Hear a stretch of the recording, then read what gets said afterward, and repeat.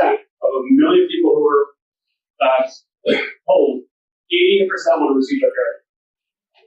All right, so everyone remember what happened to COVID just a couple of years ago? No one wanted to go to the nursing home. It changed the way people are cared for today. Right? Because everyone, if you think about a nursing home, you hear the word nursing home, everyone thinks about the table looking up at these fluorescent lights.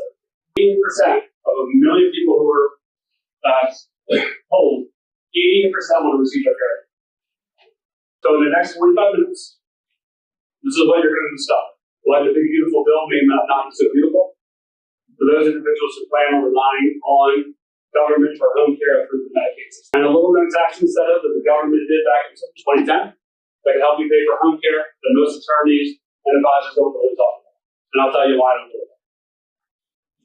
You're going to discover how to increase your assets from 37% to 200% to help pay for home care if you already have part